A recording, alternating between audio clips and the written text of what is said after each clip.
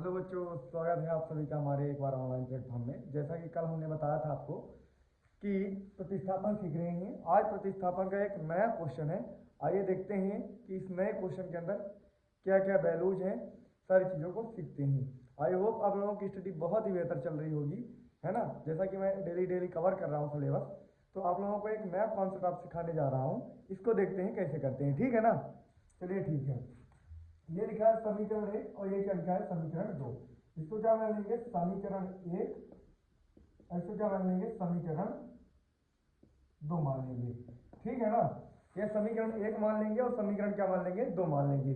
देखते हैं, देखिए दोनों में सेम दिख रहा होगा। अगर मैं समीकरण दो से तीन कामा ले लूं, क्या लिखेंगे समीकरण दो में तीन कामा लेने पर, क्या लेने पर कामन लेने पर, कामन लेने पर समीकरण दो में तीन का कामन लेंगे। ये 9x ये 3y बराबर क्या लिखा है 9 लिखा है। तीन कामन लेंगे, तीन कामन लेना, तीन का गुणा कर देंगे। तीन जब इसमें करेंगे तीन का 3x बचेगा, माइनस क्या बच जाएगा यहाँ पर y बचेगा, और बराबर क्या बचेगा तीन का भाग बच जाएगा तो 3 बच जाएगा। देखो समीकरण ये क्या बन गया 3।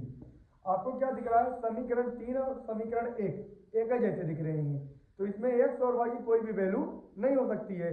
बहुत सारे इसमें बच्चे क्या गलती करते हैं, x और y की वैल्यू निकाल के रखने लगते हैं, जो कि शून्य के बराबर आता है। किसके बराबर आता है शून्य के बराबर आता है, ठीक है ना, क्योंकि गलत माना जाता है आपका।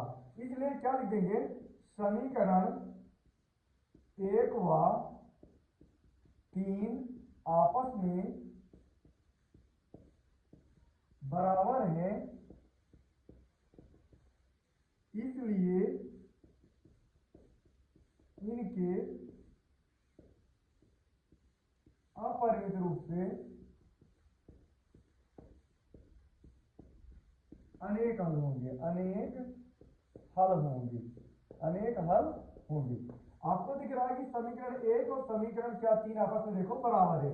यहाँ पर तीन कामन क्यों लिए हैं, क्योंकि देखो अगर तीन में कामन होगा तो समीकरण एक और समीकरण दो एक ही जैसे बन जाएंगे, इसलिए उनका एक्स और वाई की कोई भी वैल्यू नहीं हो सकती। चलिए नेक्स्ट क्वेश्चन देखते हैं क्या है।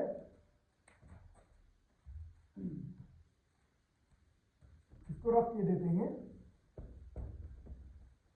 अच्छा, नेक्स्ट क्वेश्चन लिखा है कि दो संख्याओं का अंतर 26 है। क्या लिखा है दो संख्याओं का अंतर, दो संख्याओं का अंतर 26 है। दो संख्याओं का अंतर कितना है 26 है। एक संख्या दूसरे से तिगुनी है, एक संख्या दूसरे से तिगुनी है। कितनी गुनी है 3 गुनी है,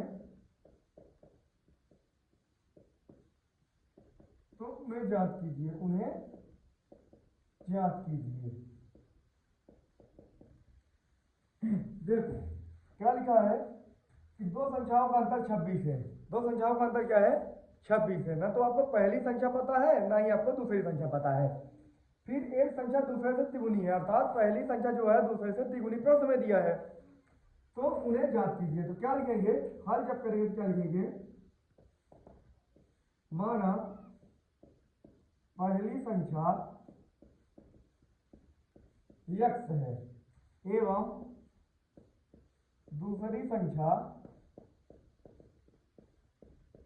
y है, तब क्या हो जाएगा संख्याओं का अंतर क्या है 26 है। अर्थात इसमें शर्त लगेगी, दो संख्या का अंतर कितना है, अंतर का मतलब क्या होता है घटाना, क्या होता है घटाना। क्या लिख देंगे शर्त पहली कि दो संख्या का अंतर कितना है 26 है, तो x माइनस का y बराबर कितना हो जाएगा 26। ये क्या हो जाएगा मेरा पहला समीकरण हो जाएगा। अब क्या बोला है कि एक संख्या दूसरे से तिगुनी है, अर्थात एक संख्या क्या है दूसरे से तिगुनी है, ये वाली संख्या इससे तिगुनी है, अर्थात ये तो पहले से तिगुनी है प्रश्न में दिया है, तो 3 का गुणा किसमें होगा इसमें होगा। ये समीकरण क्या हो जाएगा 2 हो जाएगा। देखो देखने को ऐसा लगेगा कि पहली में गुणा होना चाहिए, लेकिन पहली में गुणा इसलिए नहीं होगा क्योंकि क्वेश्चन पहले से बोला कि एक संख्या दूसरे से तिगुनी है, तो 3 का गुणा कर दूसरे संख्या में कर देंगे तभी तो बराबर होगा, ठीक है ना। अब x का मान समीकरण एक में रखने पर, x का मान समीकरण एक में रखने पर x का मान समीकरण 1 में रख दो। x की जगह में क्या रख देंगे 3y, x माइनस y बराबर 26 है। तो x की जगह में क्या रख देंगे 3y माइनस का y बराबर 26। 3y में एक y चला जाएगा तो 2y बराबर क्या हो जाएगा 26। तो क्या हो जाएगा 2y बराबर कितना हो जाएगा 26। तो y बराबर 26 बटे में 2, y का मान कितना आ गया 13 आ गया। अब देखो y का मान समीकरण 2 में रख दो। तो y का मान समीकरण 2 में रखने पर y का मान कितना है x बराबर 3y है। समीकरण 2 x बराबर 3y। तो x बराबर 3 गुणते y की वैल्यू क्या है 13। तो x बराबर कितना हो जाएगा 39। अतः क्या लिख देंगे, अतः पहली संख्या 13 है, दूसरी संख्या क्या है 39 है। देखो पहला बोला ना कि पहली संख्या दूसरी से गुनी है, तो पहली संख्या क्या है दूसरे से सुगुनी है। क्या लिख देंगे, अतः पहली संख्या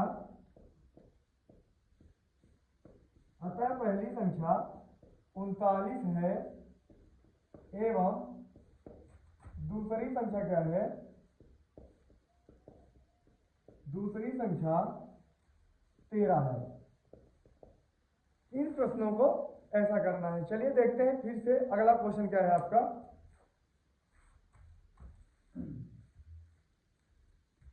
रख के देते हैं इसको।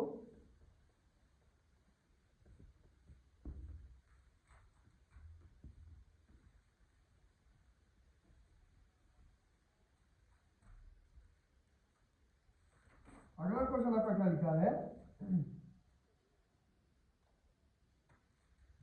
कि दो समपूरक कोणों में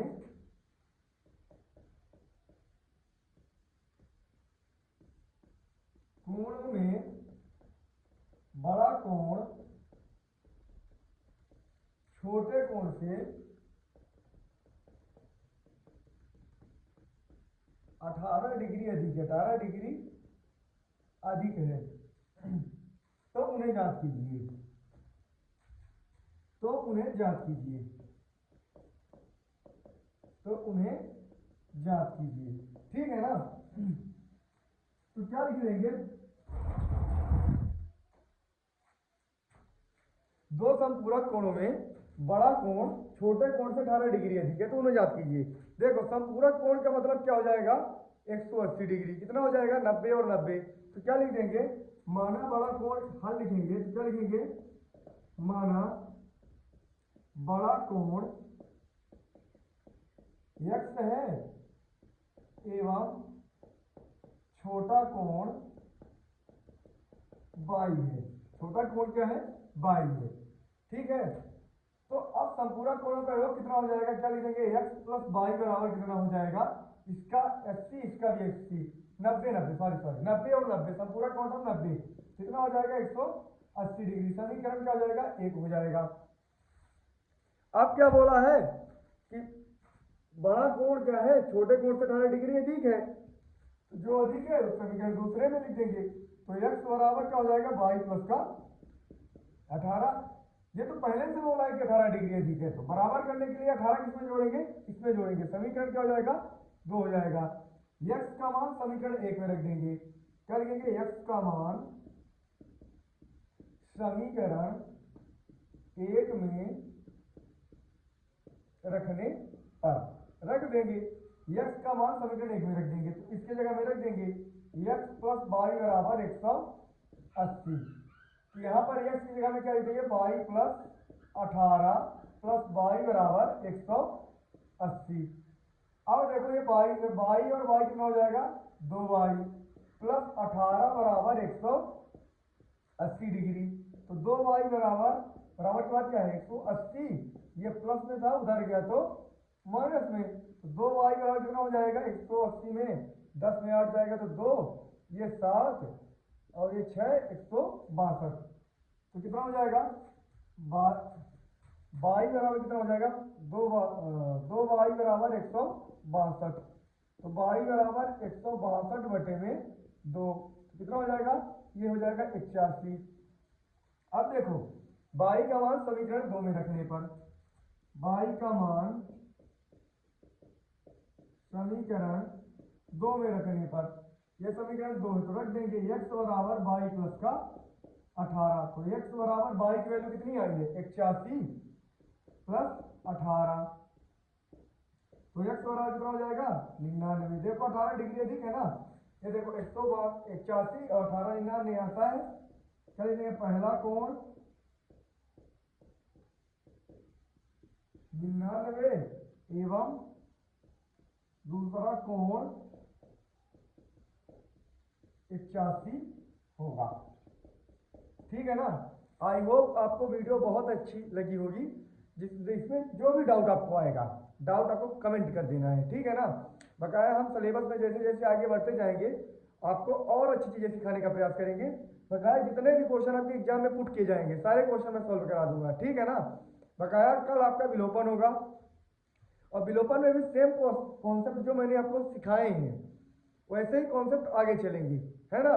बकाया आपको मिलते हैं हम नेक्स्ट वीडियो के अंदर। धन्यवाद, नमस्कार।